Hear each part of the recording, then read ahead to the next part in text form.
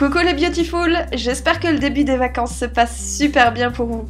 En tout cas, on va profiter de cette vidéo pour parler des après-shampoings, parce que les placards de notre cuisine en regorgent et que c'est hyper facile à faire à la maison. En plus, il en existe pour tous les besoins, exactement comme les après-shampoings chimiques classiques. Par exemple, si vous avez les cheveux secs, voire très secs, c'est un yaourt nature qu'il vous faut. À base de lait animal ou végétal, tant que c'est lactofermenté, ça fonctionne. Il redonne du volume, assouplit et hydrate le cheveu, resserre les écailles et fait briller absolument toute la chevelure.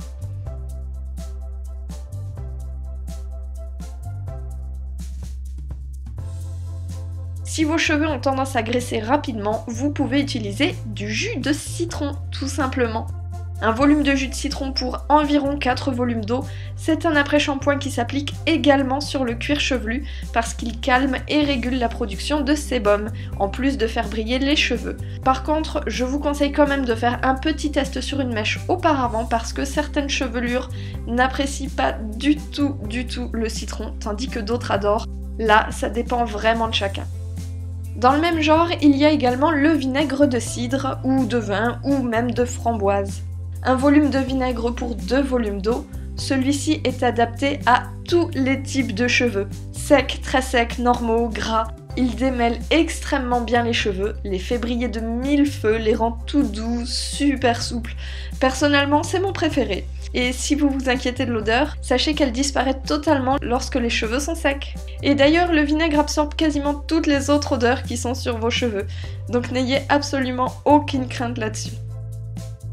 Et si vous souhaitez plus de douceur sous la douche et que vos cheveux sont plutôt rêches et difficiles à démêler, c'est de la farine d'avoine qui est faite pour vous. Laissez épaissir 2 bonnes cuillerées à café dans l'équivalent d'un verre d'eau pendant une dizaine de minutes de façon à obtenir une belle pâte bien lisse et très douce. Et après, utilisez cette préparation comme un après-shampoing classique, mais laissez poser environ 5 minutes avant de rincer.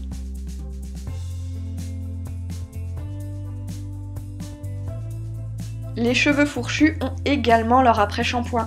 Il suffit de mélanger à quantité égale du miel liquide et de l'huile végétale sèche de votre choix parce que ce mélange protecteur est parfait pour redonner force et vigueur à des cheveux abîmés, rêches ou fourchus. En plus, pas besoin d'en faire une très grande quantité parce que ça s'étale vraiment très bien. Et malgré l'huile, normalement vous n'aurez aucune sensation grasse. Tous ces après-shampoings sont à laisser poser au moins 2 ou 3 minutes avant de rincer, et si les après-shampoings pâteux sont très faciles à appliquer, il y a une astuce pour les plus liquides. L'idéal, c'est d'utiliser une petite bouteille en plastique, par exemple une bouteille d'eau qui est vide et propre. Percez simplement le bouchon d'un trou de 2 ou 3 mm et c'est simplement le parfait applicateur.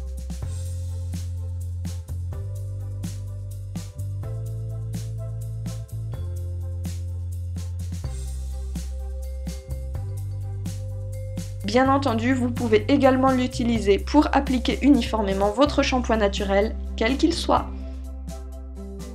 Voilà, n'hésitez pas à me dire en commentaire quel est votre après-shampoing favori, et bien sûr, si vous en connaissez d'autres, vous pouvez tout à fait en partager la recette. Passez de bonnes fêtes, et surtout prenez soin de vous.